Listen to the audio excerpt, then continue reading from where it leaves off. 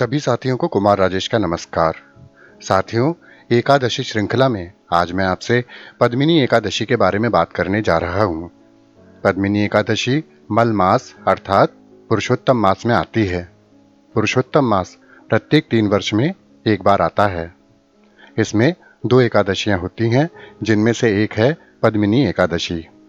एक समय युधिष्ठिर ने भगवान श्री कृष्ण से कहा, हे जनार्दन, अधिक मास के शुक्ल पक्ष की एकादशी का क्या नाम है? इसका क्या महात्म्य है? कृपया मुझे बताइए। श्री कृष्ण भगवान बोले, हे राजन, अधिक मास या पुरुषोत्तम मास में शुक्ल पक्ष में जो एकादशी आती है वह पद्मिनी एकादशी कहलाती है। वैसे तो प्रत्येक वर्ष 24 एकादशियां होती हैं, किंतु जब मल मास आता है, जिसे अधिक मास या पुरुषोत्तम मास भी कहा जाता है, तब इनकी संख्या बढ़कर 26 हो जाती है। अधिक मास वाले वर्ष में एकादशियों की संख्या 26 हो जाती है। अधिक मास में 2 एकादशियां होती हैं, एक शुक्ल पक्ष की पद्मिनी एकादशी और दूसरी कृष्ण पक्ष की परमा एकादशी। मैं तुम्हें शुक्ल पक्ष की पद्मिनी एकादशी के बारे में बताता हूँ। हे राजन, मल मास में अनेक पुण्यों को देने वाली एकादशी का नाम पद्मिनी एकादशी है। यह पुरुषोत्तम मास के शुक्ल पक्ष में पड़ती है। इसका व्रत करने से मनुष्य कीर्ति प्राप्त करता है और वैकुंठ को जाता है। इस व्रत को करने वाले मनुष्य पर माता लक्ष्मी की कृपा बनी रहती है। इस एकादशी का व्रत करने के लिए दशमी के दिन व्रत का आरंभ करके कांसे के पात्र में जौ चावल आदि का भोजन करें तथा नमक न खाएं, भूमि पर सोएं और ब्रह्मचर्य व्रत का पालन करें। अगले दिन एकादशी के दिन ब्रह्म मुहूर्त में स्नान आदि से निवृत्त होकर स्वच्छ होकर दंत धावन करें और जल के 12 कुल्ले करके शुद्ध हो जाएं। सूर्योदय होने के पूर्व उत्तम तीर्थ में स्नान करने जाएं। इसमें गोबर, मिट्टी, तिल, कुशा व आंवले के चूर्ण से विधि पूर्वक स्नान करें। श्वेत वस्त्र धारण करके भगवान विष्णु के मंदिर जाकर पूजा अर्चना करें। अगर तीर्थ स्थल से दूर हो तो घर में ही स्नान करें और भगवान विष्णु की पूजा अर्चना करें। इस व्रत की कथा अनुसार पूर्व काल में त्रेता युग में महिष्मतिपुरी में है वंश का राजा कृतवीर्य राज्य करता था। राजा कृतवीर्य की 1 सहस्त्र रानियां थीं, परंतु फिर भी राजा निसंतान था। राजा हमेशा सोचता था कि उनके राज्य को आगे कौन संभालेगा। देवता, पितृ, सिद्ध तथा अनेक चिकित्सकों आदि से राजा ने पुत्र प्राप्ति के लिए काफी प्रयत्न किए, लेकिन सभी प्रयत्न व्यर्थ रहे। राजा ने वन में जाकर तपस्या करने का विचार किया। वन में जाते समय उनकी प्रिय पत्नी पद्मिनी भी उनके साथ वन को गईं। रानी पद्मिनी इक्ष्वाकु वंश में उत्पन्न हुए राजा हरिश्चंद्र की पुत्री थी। राजा कृतवीर्य अपनी पत्नी पद्मिनी के साथ तपस्या करने के लिए वन को चले गए। दोनों ने अपने अंग के सब सुंदर वस्त्र और आभूषणों का त्याग कर वल्कल वस्त्र धारण कर गंधमादन पर्वत के लिए प्रस्थान किया। राजा ने उस पर्वत पर 10,000 वर्ष तक तप किया। रानी पद्मिनी निरंतर उनकी तपस्या में उनका सहयोग करती रहीं, लेकिन फिर भी राजा को अभीष्ट फल की प्राप्ति नहीं हुई। हजारों वर्ष तक तपस्या करने से राजा का शरीर सिर्फ हड्डियों का ढांचा मात्र रह गया था, लेकिन उनकी तपस्या सफल नहीं हो रही थी। रानी भी राजा की तपस्या की सफलता के लिए हर संभव प्रयास कर रही थी।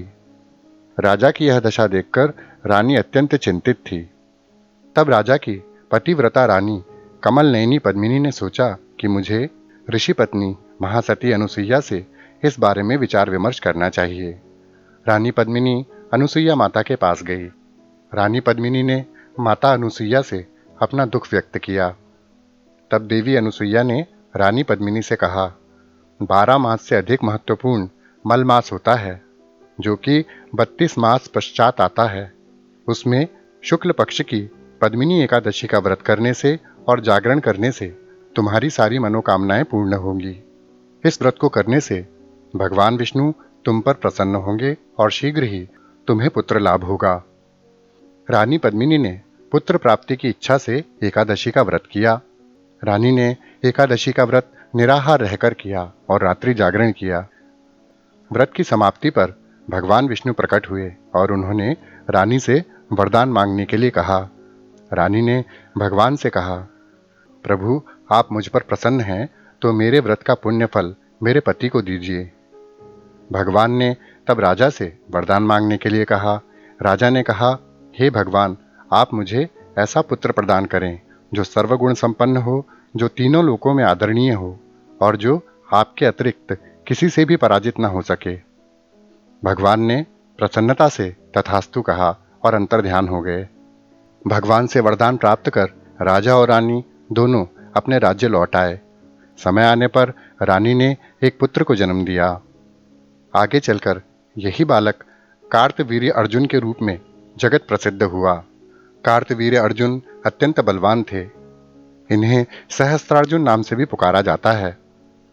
सहस्त्रार्जुन के 1000 भुजाएं थीं, जिसके कारण इन्हें सहस्त्रबाहु भी कहा जाता है। कार्तवीर्य अर्जुन के बल की प्रसिद्धि तीनों लोकों में थी। भगवान के अलावा कोई उन्हें पराजित नहीं कर सकता था। कालांतर में यह बालक अत्यंत पराक्रमी राजा हुआ, जिसने रावण को भी बंदी बना लिया था। साथियों, इस व्रत के विधान के अनुसार दशमी से ही इस व्रत की तैयारी कर लेनी चाहिए। दशमी के दिन ब्रह्मचर्य व्रत का पालन करके एक समय भोजन करना चाहिए, वो भी नमक रहित, और एकादशी के दिन स्नान आदि से निवृत्त होकर भगवान विष्णु की विधि पूर्वक पूजा करनी चाहिए। पुराणों का श्रवण अथवा पठन करना चाहिए।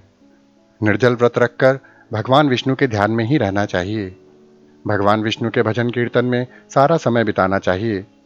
एकादशी की रात्रि में भी निर्जल व्रत रखना चाहिए और भजन कीर्तन करते हुए जागरण करना चाहिए। एकादशी की रात्रि में प्रति पहर विष्णु और शिव की पूजा करनी चाहिए।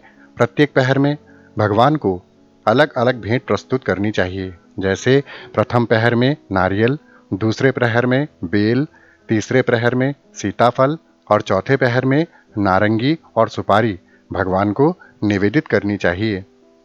अगले दिन द्वादशी को प्रातः भगवान की पूजा करनी चाहिए और फिर निर्धनों और ब्राह्मणों को भोजन करवाकर दान दक्षिणा देकर विदा करना चाहिए। इसके पश्चात स्वयं भोजन करके व्रत का समापन करना चाहिए। इस प्रकार इस एकादशी का व्रत करने से मनुष्य का जीवन सफल होता है। व्यक्ति जीवन का सुख भोग कर श्री हरि के लोक में स्थान प्राप्त करता है। तो साथियों, पद्मिनी एकादशी के बारे में यह जानकारी आपको अवश्य अच्छी लगी होगी। इसी के साथ अपने मित्र कुमार राजेश को विदा दीजिए। नमस्कार। सदैव खुश रहिए, मुस्कुराते रहिए। जय श्री हरि।